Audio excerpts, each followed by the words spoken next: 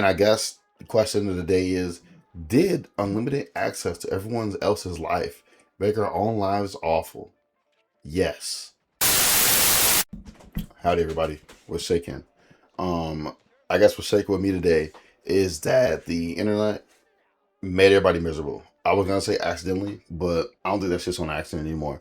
Um, and I guess the question of the day is, did unlimited access to everyone else's life make our own lives awful? Yes. Yes, it did. It made them worse. Yes, it did. And hold on, before we get into the doomer spiel, I want to put a big disclaimer here. I'm a very big internet truther. I very much enjoy the fact that I'm able to talk to you right now about nothing across the world, next door, next to me, on my TV. We could be watching me together. We could be watching me make this together if you're sneaky enough. I don't know where y'all at. I'm not gonna look, but like the internet's great and it has done great things for us. As much bad as it's done, and especially because lately we give it a bad rap for the awful shit that is ushered in. That stuff is one, humans being humans. We found a tool and we exploited the shit out of it and made it what it is. And two, like it's it's still bringing us together at the end of the day. It's still bridging gaps at the end of the day that would have been bridged. Like, I'll put it to you this way: the way I see the internet is like it's taking down. For example, put it to the level of like language learning. Okay, if back in the day learning a language made you such a valuable resource that you could just get any job as long as you could speak a language that was related to that field, that's cool. And now we have the internet where you can kind of translate anything on the fly. Like most languages get translated by the Google camera or Google Lens or whatever on the fly. So with those two trade-offs going on here, learning a language itself is all it's kind of less valuable than it used to be. And speaking to people across language barriers is a lot easier than it used to be. But that's not to say that people who learn languages or people who want to learn languages have no place, because like I don't give a fuck. I don't care what robot we got going on. You can't have a machine, in my honest opinion, substitute for the nuances that the human language in any form has. You know what I mean? I don't think that a robot can perfectly translate French. I don't think that a robot can perfectly translate Ebonics, because they're always going to fuck it up because they didn't live that experience. So um, I'm kind of feeling that, transitory period for the internet right now personally. But getting back to, my rant here about how the internet did make us miserable, because we got to stay on topic. We got to lock in, y'all. The internet did help us a lot, but it made us fucking miserable.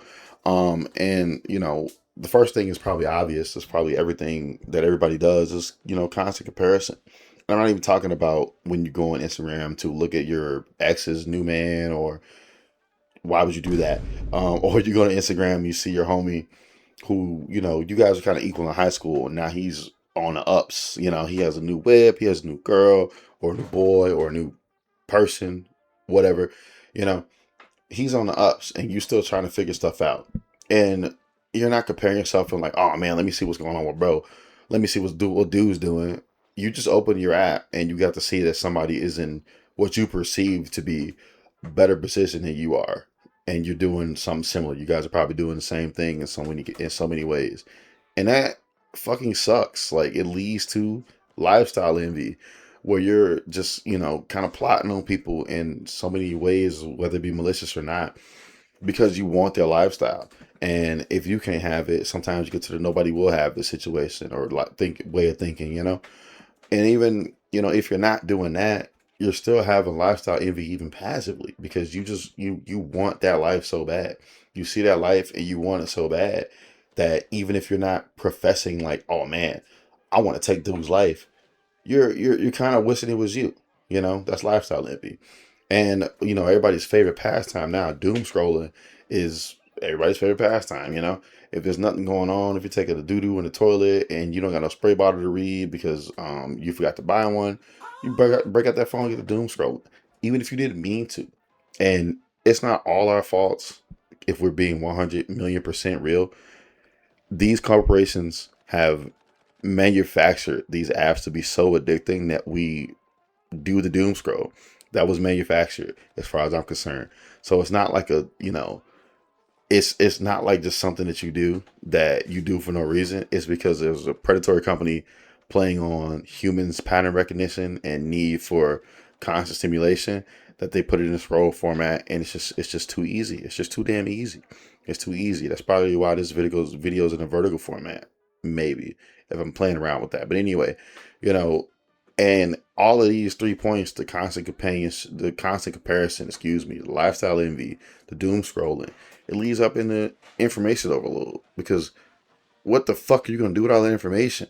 You just looked at your homeboy who's doing better than you, and you looked at somebody else who you don't even know who's living the life you want, and you're still scrolling. That's three fucking things, three sources of information that you're just like laser beaming directly into your brain. And it's not even good information. Half the time we're not even learning anything. Like, if they drop a Wikipedia app, doom scroll Wikipedia, holla at your boy, I'm there. Honestly, hold on.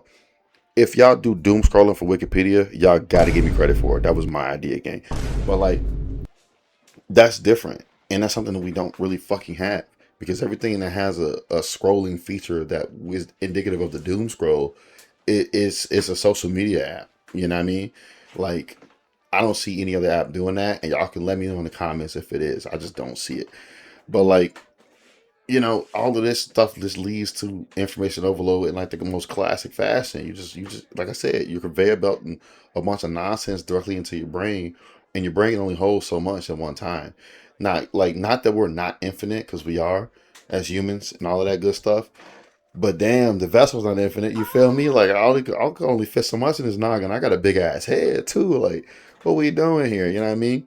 And then all this information overload, whether it be frivolous or otherwise, at least in my case, as a professional, young professional. Okay, we can drop young. I'm 30 something. Professional. Nah, 30's young. A young professional in my prime.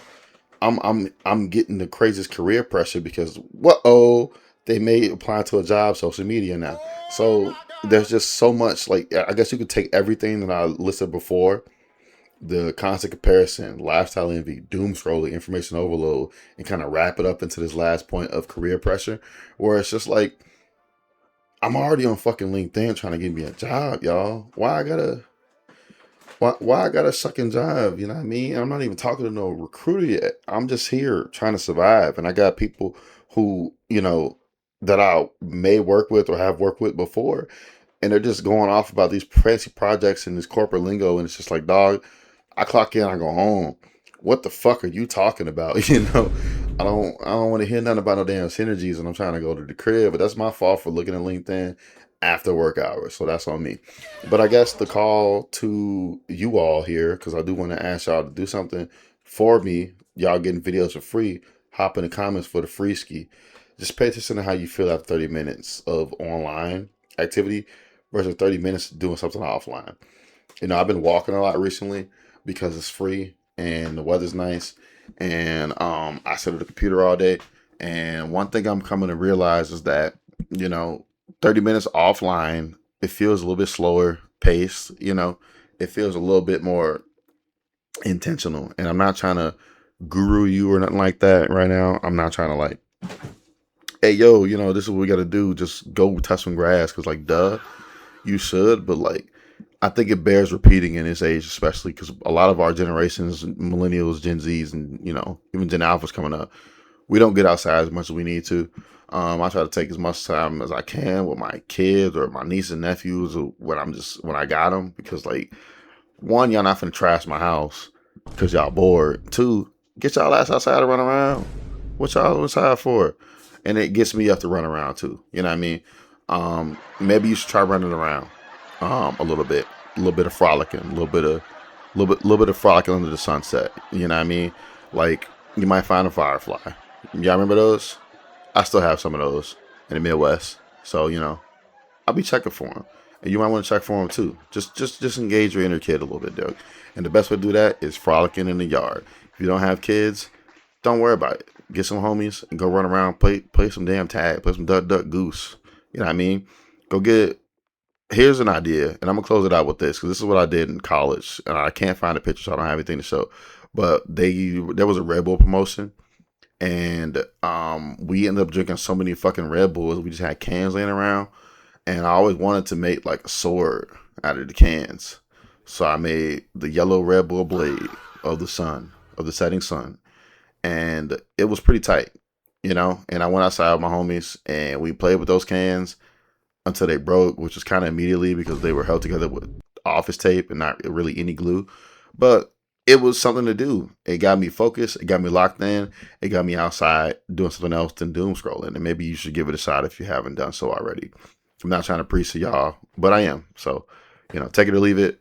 Jump in my comments. I really need to hear from y'all. Y'all not talking to me enough. And then I'm gonna hit y'all on the next one, bro. I'm gonna hit y'all, bro. Not all bros, but I'm gonna hit y'all on the next one. I got much love.